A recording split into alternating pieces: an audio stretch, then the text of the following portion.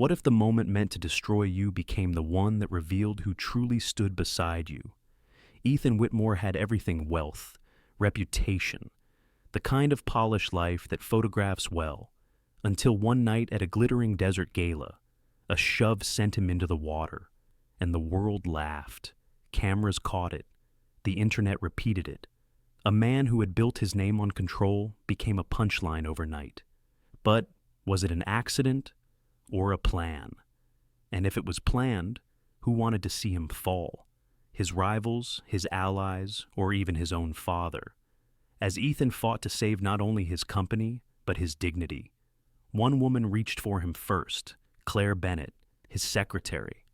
Together they uncovered secrets buried in emails, hidden payments, and whispered betrayals. Yet every truth raised a harder question. Who can you trust? When betrayal hides behind familiar faces, this is not just a story about power.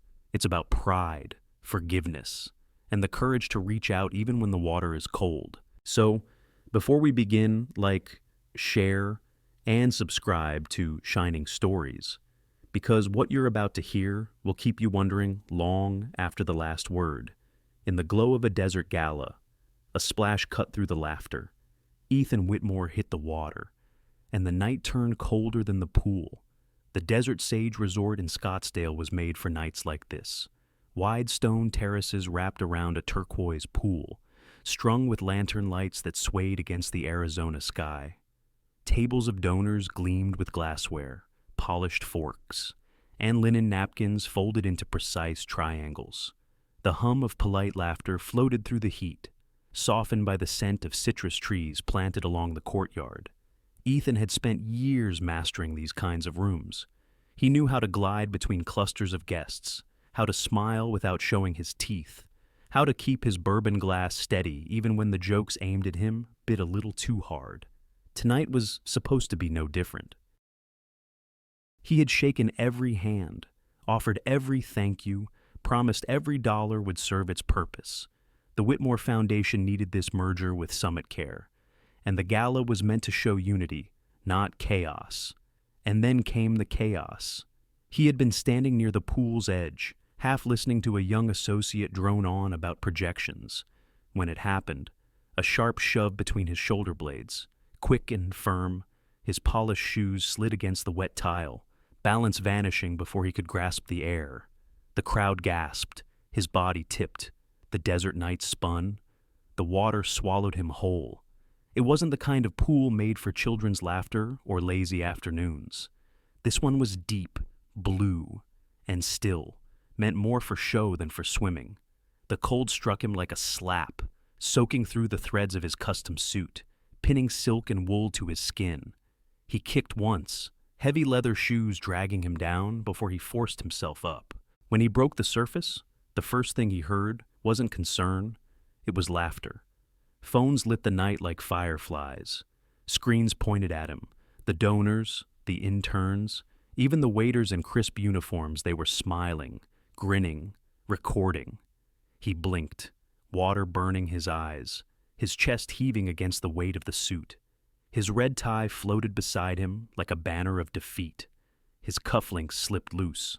For a moment, he stayed still, gripping the slick edge of the pool, trying to push himself upward.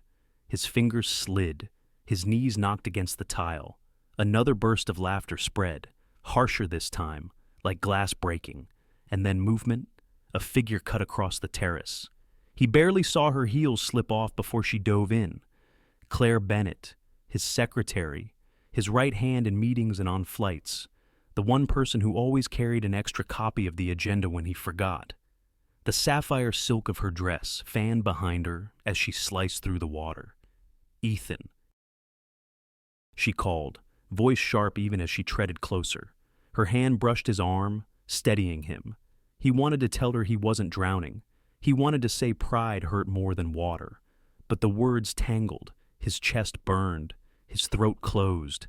He let her pull him toward the steps. They emerged together, dripping under the lantern light. Claire's hair clung to her cheeks. Her mascara ran faintly at the corners of her eyes.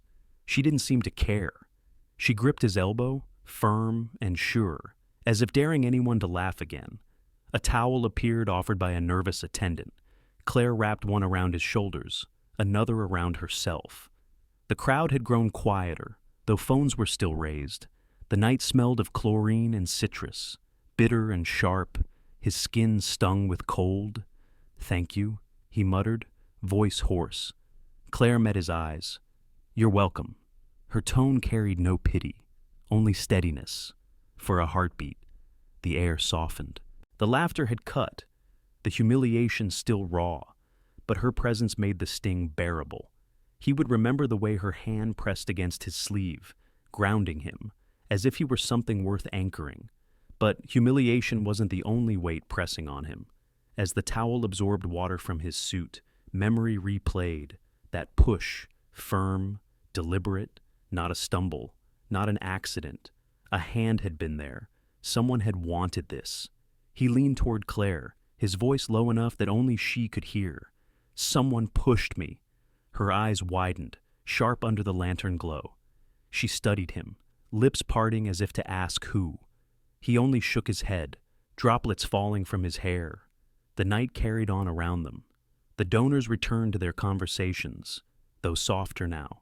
Waiters swept by with trays of champagne. The young associate who had been speaking earlier disappeared into the crowd.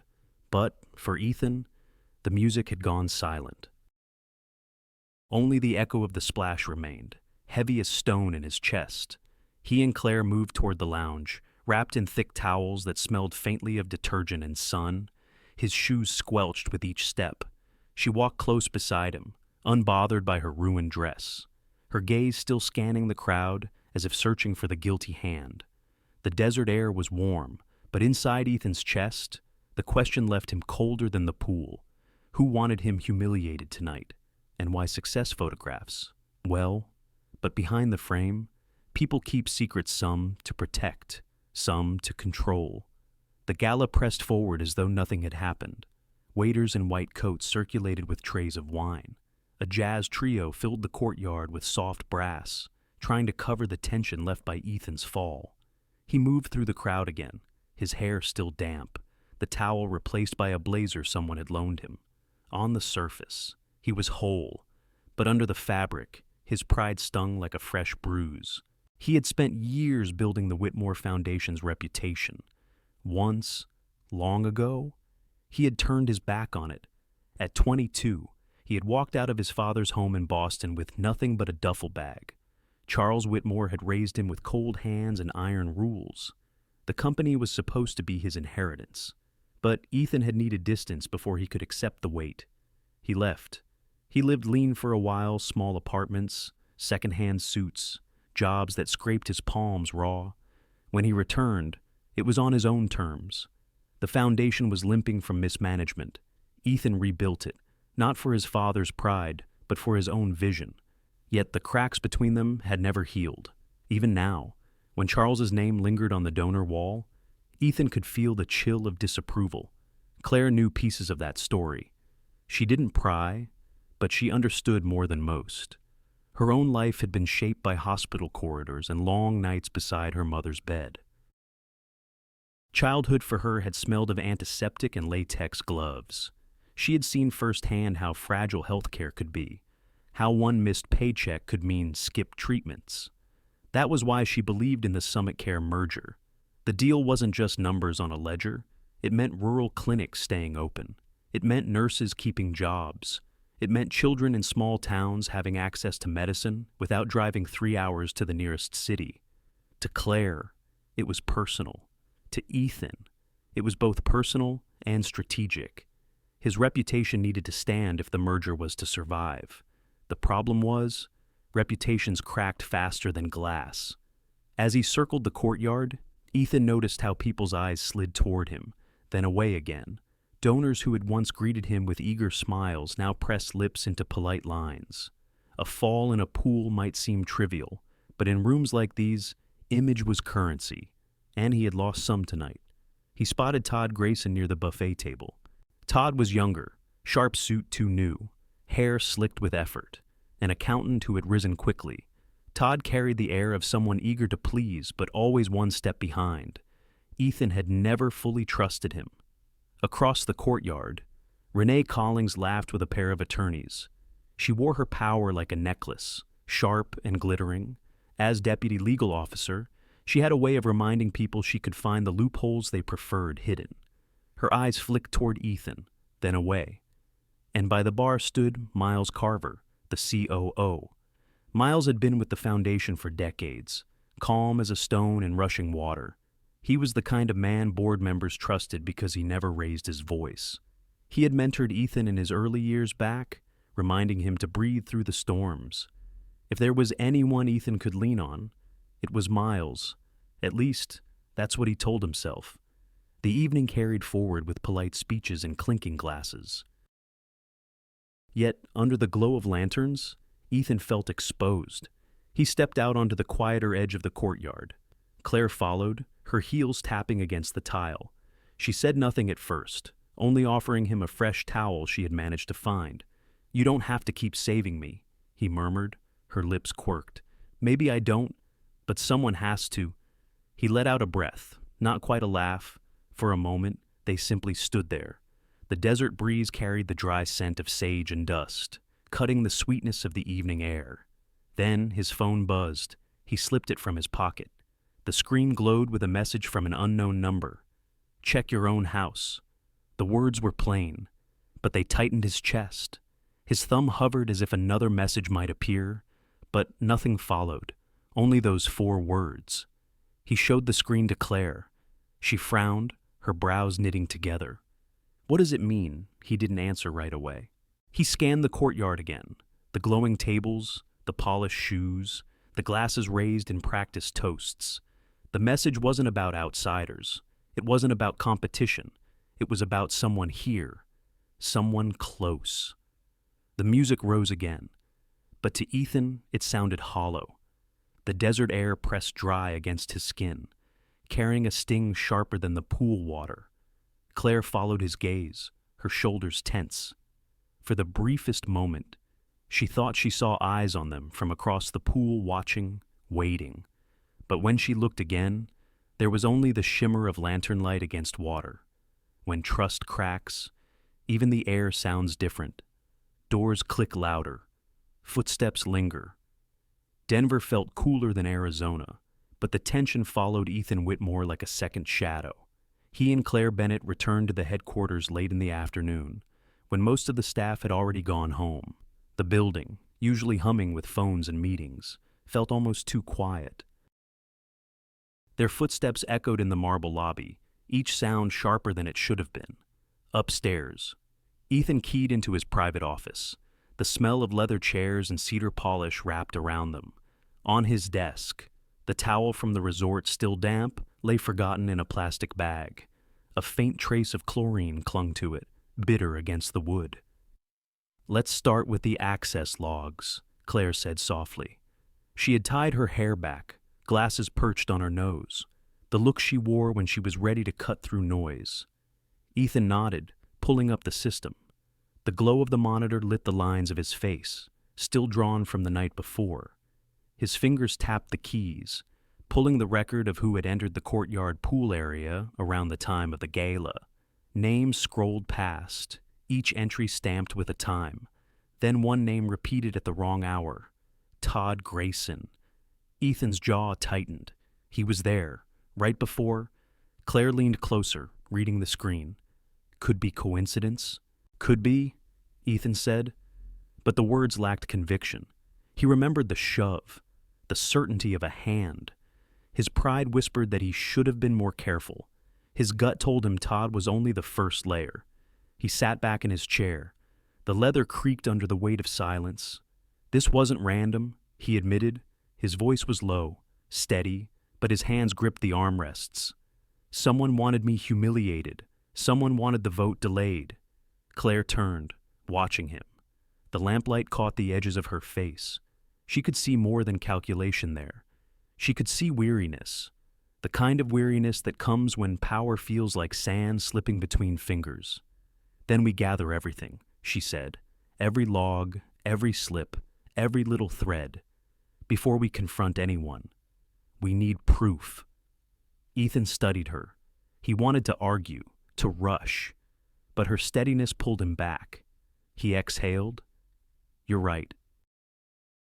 On the balcony outside his office, a hotel towel hung over the back of a chair. Someone had left it there earlier, drying in the Colorado air. Below, a faint trail of damp footprints stained the stone evidence of their return from the desert, still clinging to the present. It was almost laughable, the way small details refused to disappear. Ethan's eyes drifted to the city beyond the glass. Lights blinked across the skyline, each window another life, another secret. "I can feel it," he murmured, eyes on me, "even here." Claire's hand rested on the desk, not touching him, but close. "That's why we stay careful, not paranoid. Careful." He nodded once, but the muscle in his jaw worked as if holding back words. Silence stretched. The only sound was the hum of the monitor. Then Ethan leaned forward, voice rawer than he meant it to be. "Someone close wants me out." The words landed heavy between them. Claire froze, her breath catching. Not just someone close. That narrowed the circle to people they saw every day. People who sat in the same meetings, shook the same hands. Before she could speak, the fireplace across the room clicked. It was only the pilot light shifting, a small pop of metal. But the sound made both of them flinch. Ethan's phone buzzed. Another message from an unknown number, just 4 words again. "Careful what you dig for." Claire met his eyes. Her lips parted, but no sound came. The shadows in the office seemed to lean closer, as if the walls themselves were listening. Truth leaves crumbs, money leaves receipts. Both can be traced by steady hands. The morning light slanted across the Whitmore Foundation offices, pale and cold against the glass walls. Claire sat at the long oak table in the conference room, papers spread in neat rows. She had always believed that details told the story better than headlines, and in the receipts of daily operations, stories hid. One line caught her eye. A maintenance expense logged 3 days before the gala. The entry was vague, just system calibration, but the amount was too large for a routine check, and the vendor listed wasn't one she recognized. She circled the line with her pen, the ink a thin scar across the page. Ethan leaned in beside her, his tie loosened, his expression still carrying the sleepless weight of the last 2 nights. "What is it?" She slid the page toward him. "Cameras? Somebody paid for more than maintenance." And it wasn't cleared through the usual channels. His brow furrowed. He tapped the paper once, then again, as though pressing the truth out of it. "Todd handles vendor approvals." Claire nodded. "I know." Later that day, Todd Grayson appeared in the office hallway, carrying a folder too full of loose papers. His tie was crooked, his smile stretched. Claire caught him near the copier. "Quick question," she said lightly. "Did you authorize extra work on the security cameras?" Todd blinked, his grip tightening on the folder. Routine stuff. Nothing big, funny," she said, tilting her head. "Because the invoice says otherwise." His throat bobbed. "I'd have to check the files." He shuffled past her, muttering about deadlines, eyes fixed anywhere but hers.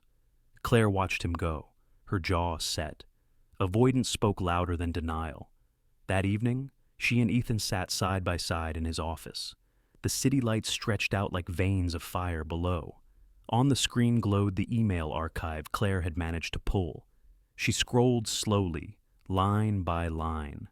Most of it was harmless budget notes, schedules, approval chains. Then she found it, a message from Todd to a masked account, sent the morning of the gala. The subject line read, "Optics." The body was short, "Delay the vote, the rest will follow." Claire's breath caught. She tapped the screen, drawing Ethan's attention. He read it twice, his eyes narrowing. "Delay the vote." The words tasted sour in his mouth. "This isn't just about me falling in a pool." His reflection stared back at him from the glass, shoulders heavy, face drawn. For years he had fought to be more than his father's shadow, to run the foundation with vision instead of fear. But now he saw himself as a piece on someone else's chessboard. His fall had been more than humiliation, it had been strategy. Claire sat quietly, watching him absorb the weight. The hum of the city pressed through the windows, faint but insistent. Somewhere below, a siren wailed, reminding them life went on even as their world narrowed to a single thread of betrayal. Finally, she spoke, her voice steady but low. This isn't just humiliation anymore. Ethan, it's a campaign. The word lingered, heavier than any splash of water. Betrayal doesn't always break plates. Sometimes it's stirred into coffee, quiet as steam.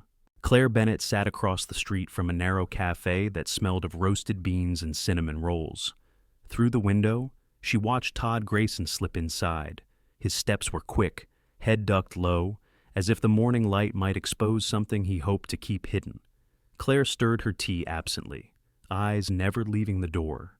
Moments later, Renee Callings entered, sharp suit, sharper expression. She moved with the certainty of someone who never waited in line. Todd rose from a corner booth, almost too eager, and Renee joined him. The clatter of the espresso machine filled the shop, steady and loud. Claire crossed the street, pushed open the door, and slid quietly into a seat 2 tables away. The hiss of steam gave her cover. She kept her eyes on her phone, pretending to scroll, while her ears strained past the grind of beans. Words drifted through, fragments wrapped in the bitter air. Delay the vote. The phrase struck hard, louder than the machinery around it. Claire's hand stilled on her cup. She caught the glance Renee threw toward Todd sharp, commanding, the look of someone who didn't waste time on details but expected obedience. Todd nodded too quickly, his knee bouncing under the table. Claire's chest tightened. The sabotage wasn't just an impulsive act from Todd. Legal strategy was tied in now. Optics, narratives, headlines, they were planting more than humiliation. They were aiming for control. She left her tea untouched, rising before either could notice. Outside, the air was brisk against her skin. She walked quickly back toward the foundation, her heels clicking a rhythm that matched the pace of her thoughts. In his office, Ethan listened as she recounted every word. He stood by the window, shoulders rigid, gaze fixed on the skyline. Renee, he muttered, as if saying the name might strip it of its power. If she's involved, this goes deeper than I thought. Claire nodded. Todd's scared, but Renee's not. She's directing. He turned, eyes shadowed. And if she's directing, who's she working for? Who benefits from this? The question hung heavy. Claire didn't answer. The silence in the room seemed to pulse. Then Ethan's phone buzzed on the desk. A message, anonymous, again. She's not who you think. Ethan's eyes flicked toward Claire before he could stop himself. She saw it, the flicker of doubt, sharp as a blade. Her stomach sank, though her face stayed calm. She had stood beside him through humiliation, through suspicion. Yet here it was, a single sentence tilting the balance. She forced a steady breath. You don't believe that. His jaw clenched. I don't want to, but someone wants me to. For the rest of the day, she carried the words like a weight in her chest. She worked as she always did, drafting memos, sorting schedules, but the air felt different, colder. When evening came, the office emptied, and she sat at her desk alone. The screen glowed in the dim light, the hum of the city seeping through the windows. Her inbox pinged, a new message. Stop her! The words blinked back at her, stark and final. Whoever was behind this wasn't just targeting Ethan anymore. They were watching her. Claire closed her eyes, the sound of the coffee shop still in her ears, the hiss of steam. The phrase that had cut through, delay the vote. Her hands trembled slightly on the keyboard, but she steadied them. Fear was real, but retreat wasn't an option. She would trace every thread, even if it pulled her into the dark. Somewhere in the shadows of the building, someone else was waiting. By morning, the internet decided what he was worth. A meme, a punchline, a fall on repeat. Ethan Whitmore woke to the buzz of his phone, the vibration harsh against the silence of his bedroom. He reached for it, eyes still heavy from a night without rest. What greeted him wasn't an alarm or a calendar reminder. It was a flood of notifications, texts, mentions, links. The video was back. The fall into the pool, his red tie dragging through water. His shoe slipping twice was looping on screens across the country. Someone had reposted it, stripped of the watermark, scrubbed of any trace of removal. It was everywhere now. TikTok edits with mocking captions, Twitter threads with laughing emojis, even LinkedIn posts, dressed up as leadership lessons. Ethan set the phone down, pressing his palms into his eyes. He could still feel the cold of the pool clinging to his skin. Even now, by the time he reached the office, the whispers had hardened into numbers. Donors were calling, hesitant to attach their names to embarrassment. Summit Care, once warm in its handshake, now pulled back, citing optics. What had been a stumble was being painted as a collapse. In the conference room, Marjorie Lang, the board chairwoman, folded her hands on the table. Her voice was calm but sharp, like a knife laid flat. "Ethan, you'll need to address this by end of day. We can't have investors doubting the merger's stability. Not now." He nodded, though every muscle in his body resisted the weight of her words. He had spent years rebuilding trust, mending fractures his father left behind. Now it was unraveling in seconds, undone by pixels and laughter. Claire watched him from across the table, his jaw tight, his hands still.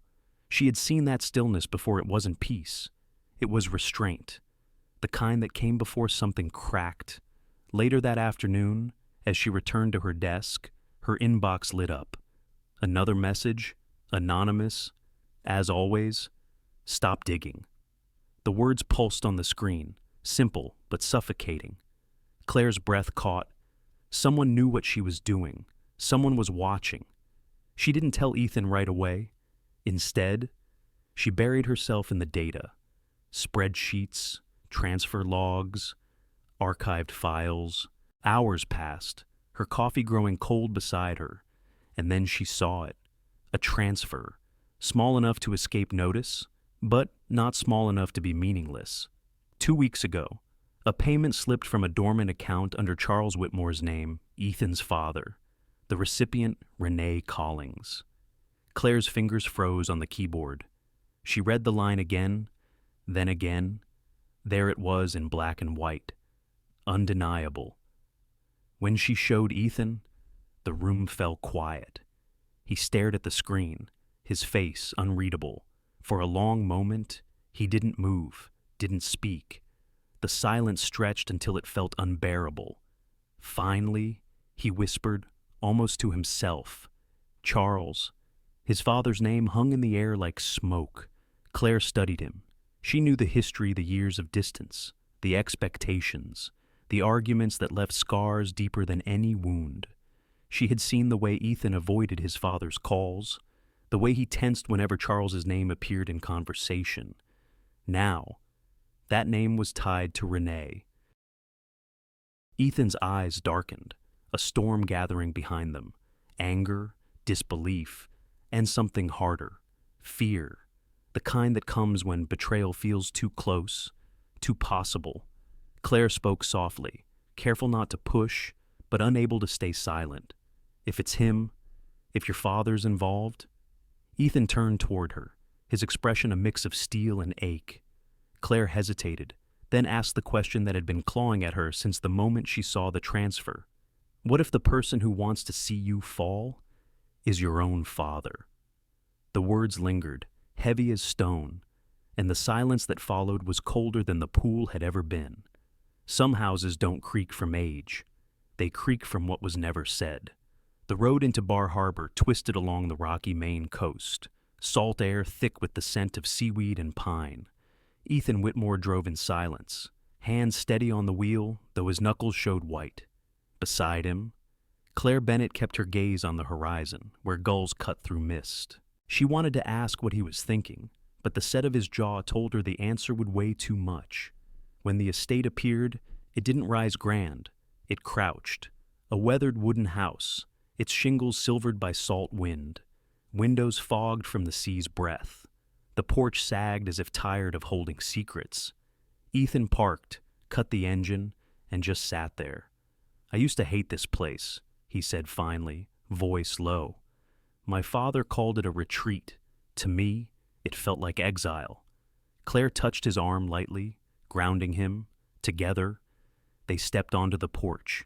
The boards groaned underfoot, and the door opened with the kind of resistance that spoke of years without welcome. Inside, the air was damp, carrying traces of brine and dust. Ethan moved with purpose, though each step seemed heavier. He led her to his father's study, tucked in the back, where the sea pressed closest against the walls. Bookshelves lined the room, spines cracked, titles faded. A mahogany desk stood as the centerpiece, its surface neat. Too neat. Claire scanned the room, her eyes tracing the edges. It was she who noticed the panel behind the cabinet, wood just a shade newer than the rest. With careful hands, she pressed, and a click broke the silence. A hidden compartment revealed itself, holding a small iron safe. Ethan pulled a ring of keys from his pocket, old and worn. He selected one by memory, sliding it into the lock. The safe opened with a metallic sigh.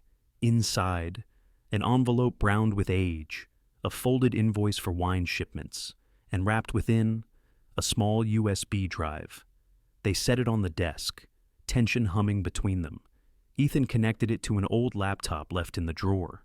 The screen flickered, loading a folder marked only by the word optics, audio files, emails, notes in his father's clipped phrasing. They played one. His father's voice filled the room, grainy but unmistakable. "Control the optics. If he falls, make it look like weakness, not sabotage. The narrative must stay ours." Ethan's face went pale. Claire glanced at him, but he didn't meet her eyes. Instead, he stared at the screen, lips pressed tight. The recordings wove a pattern references to board influence, to delaying votes, to ensuring Ethan's image could be bent before it could be trusted. It was strategy, but colder than business. It was personal. Claire reached for his hand. His skin felt clammy. "He wanted me to believe I couldn't stand without him," Ethan whispered. "Every time I tried, he pushed." The confession cracked something inside him. He wasn't just angry. He was tired. Tired of chasing approval that never came. Tired of living in the shadow of a man who measured love in control. Claire held his gaze. "You're not him. Ethan, you never were." He nodded faintly, but the storm in his eyes didn't clear. That night, the sea wind grew stronger. Rain tapped at the windows, steady and insistent. They set the USB back in the safe, locking it, planning to copy it in the morning. Exhaustion carried them into uneasy sleep. Sometime after midnight, a sound pulled Claire awake. A soft thud. The creak of a floorboard too deliberate to be the house settling. She sat up, heart thudding. "Ethan," she whispered. He stirred, then rose instantly, alert. They moved toward the study, the only light coming from the faint glow of the storm outside. The door was ajar. The safe stood open. Empty. Claire's breath caught. "It's gone." Ethan scanned the room, fury tightening every line of him. The window over the desk rattled, latch undone. Rain slicked the sill. From the kitchen, a faint draft whispered through. They followed it. The back door stood open, swinging slightly. On the stone floor, dark prints glistened boot marks, wet with rain. They weren't alone. The house creaked again, not from age, from presence. Fathers can shape a world without ever raising their voice. The library smelled of old paper and salt air. Rain pressed against the windows, steady as a heartbeat. Ethan Whitmore stood near the desk, his shoulders squared, though his breath betrayed the storm inside him.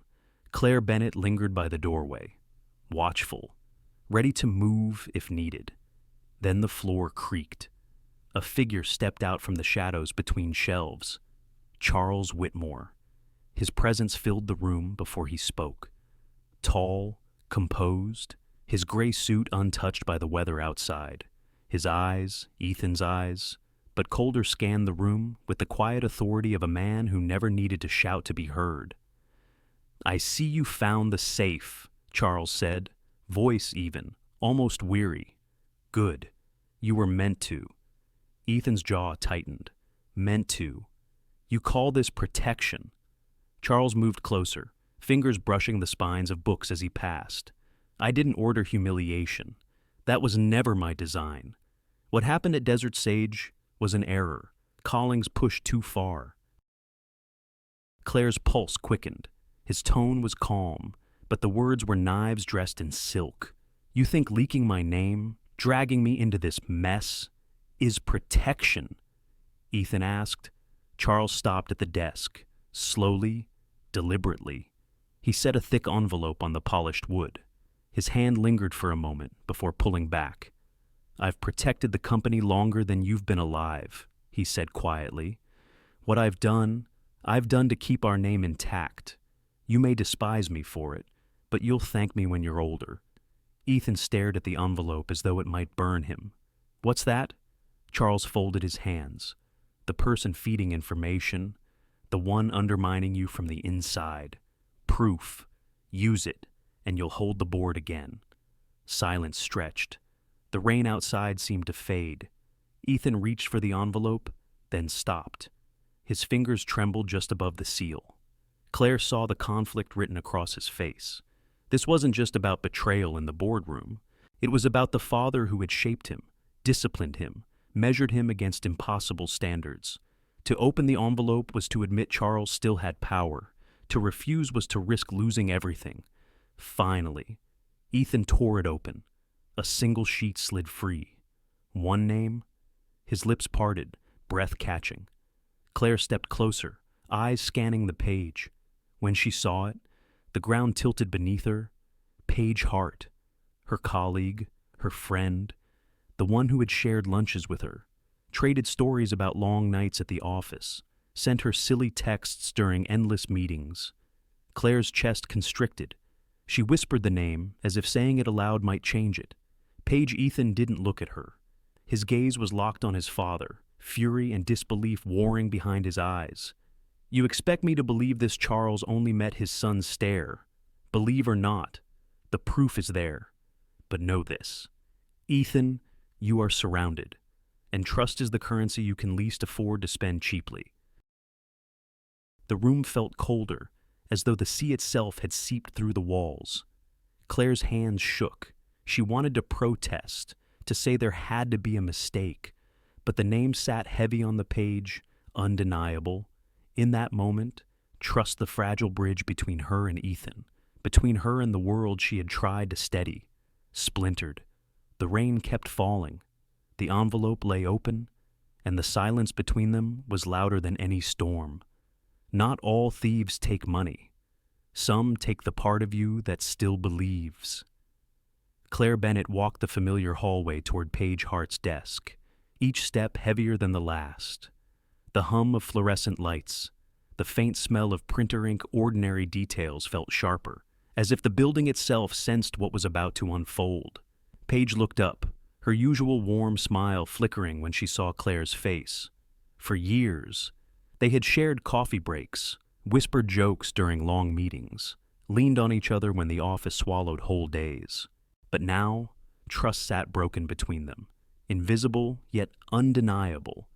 "Claire," Paige said softly, almost pleading. Claire didn't sit. She stood beside the desk, voice steady but laced with hurt. "Tell me why." Silence stretched. Paige's hands trembled as she set aside her pen. Her eyes, usually so clear, brimmed with exhaustion. Finally, the words came. "My daughter," she whispered. "She needs surgery. Insurance won't cover half of it. The bills keep stacking, and every night I wonder if I'll lose her before she even gets the chance to grow." Claire felt her chest tighten. The explanation was raw, painfully human. She saw the desperation in Paige's eyes, the kind only a mother could carry. Yet pain didn't erase betrayal.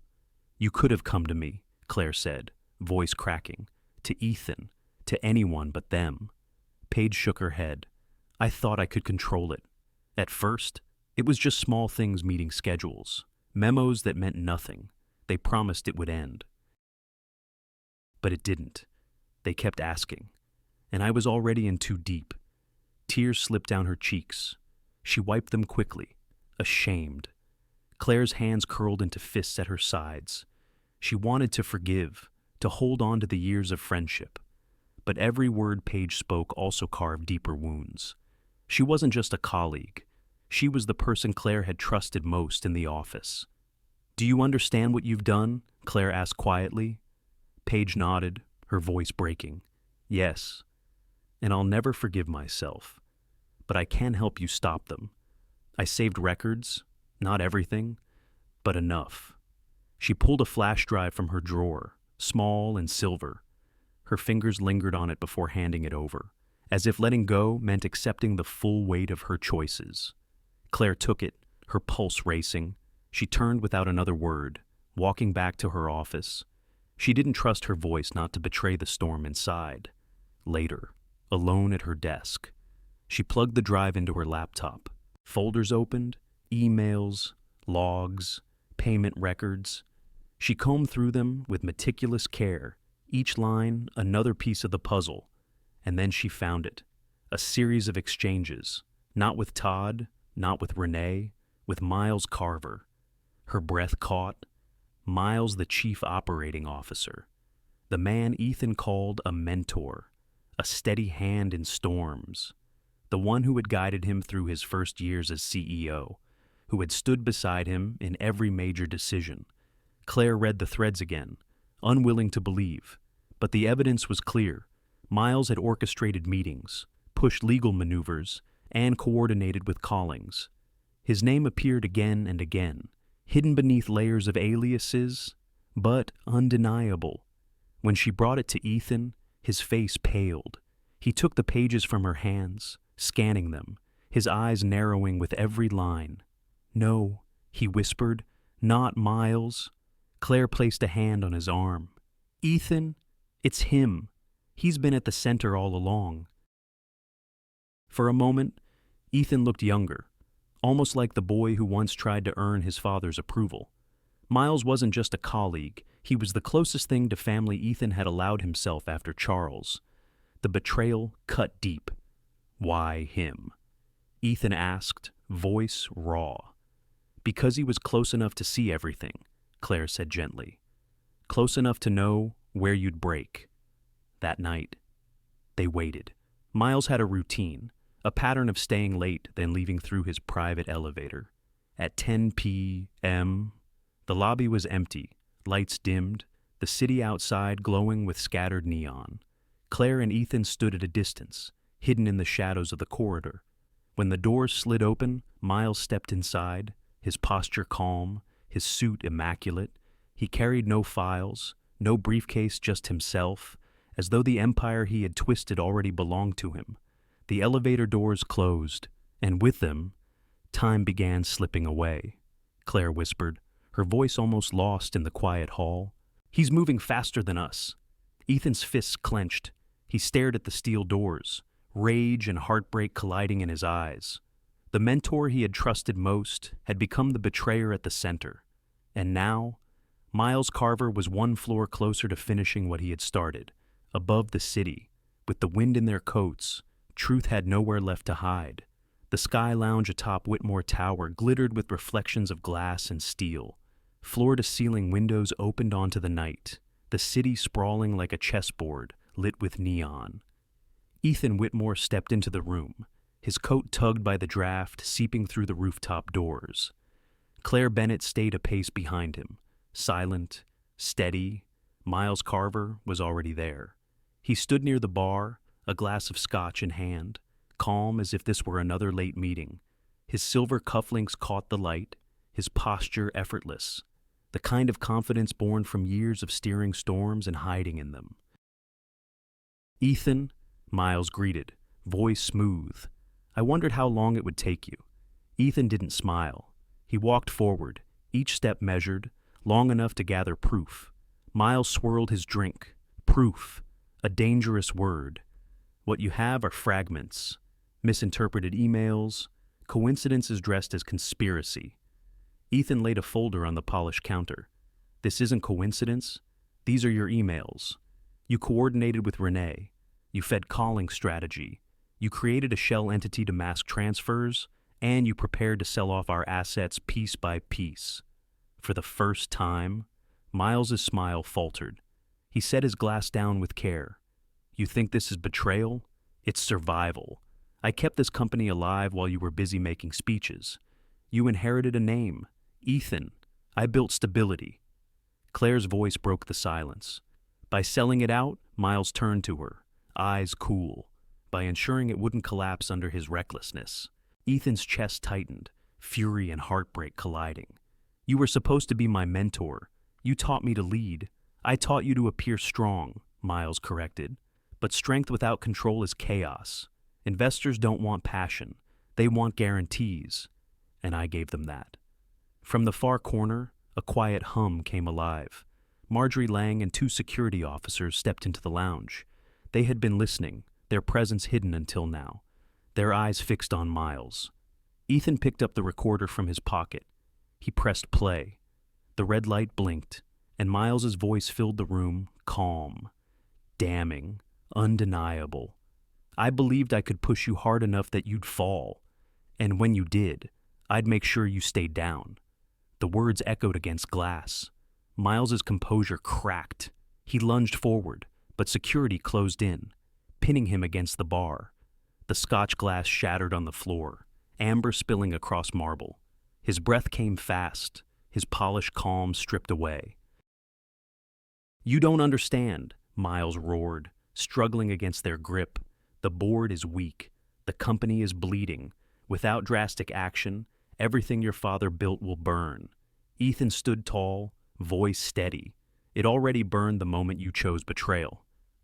The fight drained from Miles's shoulders. He stilled, the weight of exposure sinking in. Security bound his wrists, the quiet click of restraints louder than any shout. Claire watched Ethan. His hands trembled slightly, though his face remained composed.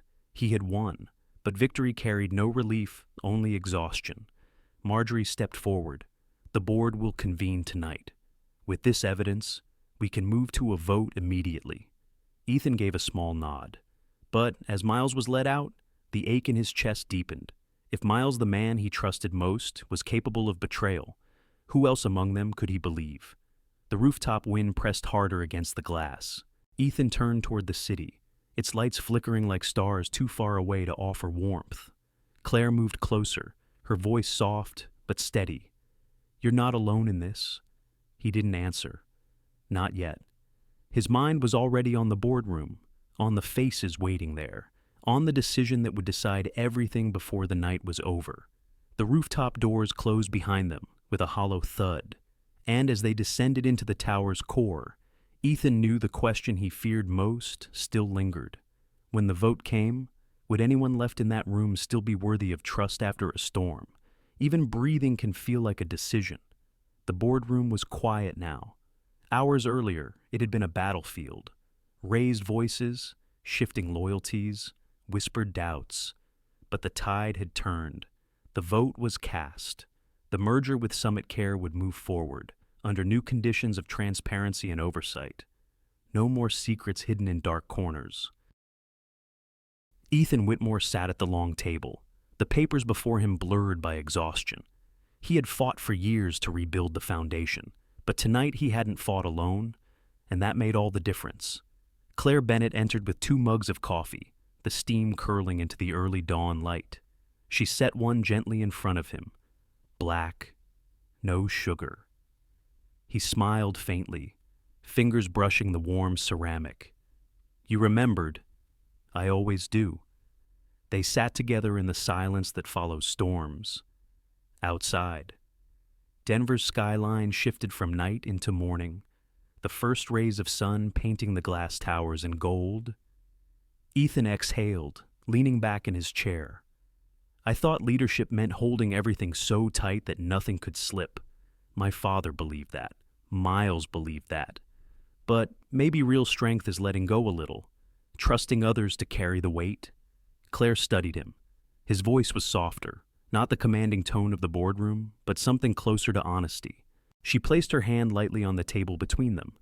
Trust doesn't make you weaker, it makes you human. For a long moment, neither moved. The hum of the building was the only sound, steady and grounding. Ethan reached across, resting his hand over hers. Last night, I thought I'd lost everything. But you were there. You never stepped back. Even when people tried to turn me against you. Her throat tightened. I was scared. Ethan, more than once. But I knew if I walked away, they'd win. His gaze held hers. I trust you. The words were simple, but they settled like balm over wounds that had run deep. Claire felt her shoulders ease, the doubt that had lingered since the anonymous messages finally loosening.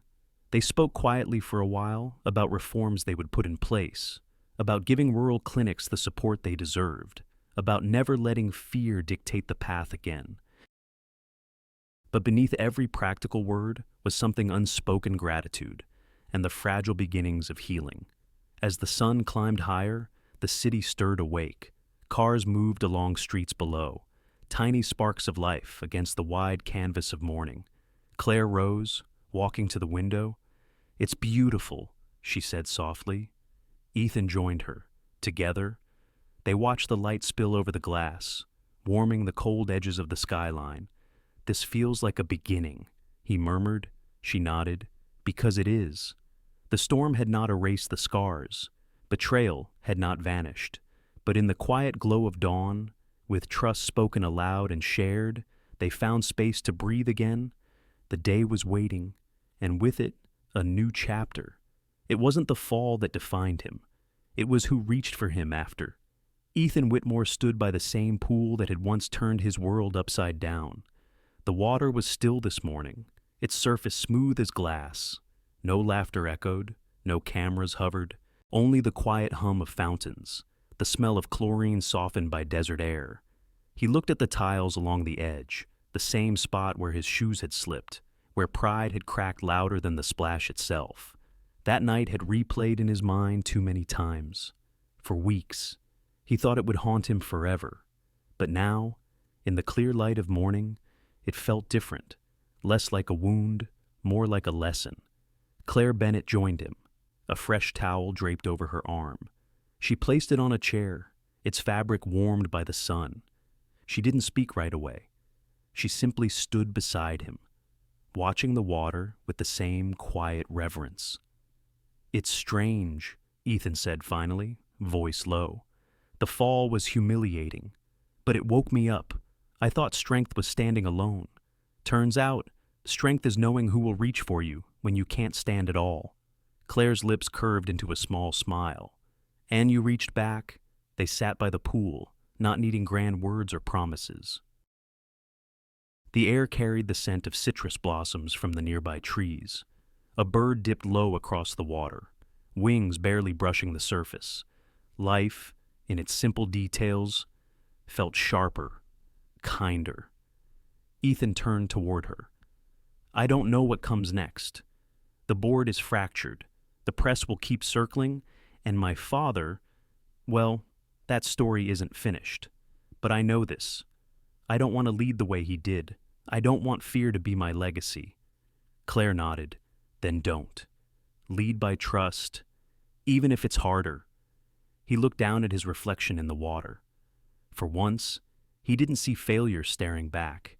He saw a man reshaped by struggle, steadied by those who refused to let him sink. The silence between them was comfortable, filled with unspoken understanding. No vows, no dramatics, just the quiet certainty of walking forward side by side. Claire leaned back, letting the sun warm her face. Forgiveness is complicated, she murmured. Paige, Miles, even your father, they each carried their reasons. Desperation, ambition, pride. It doesn't excuse what they did, but it explains why. Sometimes that's the first step to healing. Ethan thought about it. He thought about Paige's trembling hands, about Miles' steady voice twisting into control, about Charles placing the envelope down as if history itself were negotiable. His chest tightened, but it no longer felt suffocating. He glanced at Claire. "Would you forgive them?" She met his gaze, steady. "I don't know. But maybe the better question is, could you?" The words lingered in the warm air, heavier than any boardroom decision. Ethan didn't answer right away. Instead, he watched the sunlight stretch across the pool, turning the water into liquid gold. Forgiveness wasn't a single choice. It was something to wrestle with every day, like trust, like hope. He rose, offering Claire his hand. She took it, and together they walked along the pool's edge, steps unhurried, shoulders lighter. The towel she had laid out earlier now sat dry and warm, the last traces of dampness gone, a symbol, perhaps, that even soaked wounds could be dried in time. As they paused at the gate, Ethan turned once more to the water. His reflection rippled, then steadied. "It wasn't the fall," he said quietly. "It was the hand that pulled me up." The sun climbed higher, spilling light across Denver, across their faces, across a story not yet finished, but no longer trapped in shadows. And now, to you, the one listening, if betrayal came not from malice, but from desperation, if someone you trusted broke the bond out of fear or need, could you forgive them? The pool lay calm, the morning stretching wide, and somewhere in the stillness, the answer waited to be found. Sometimes, it isn't the fall that defines us. It's what happens after.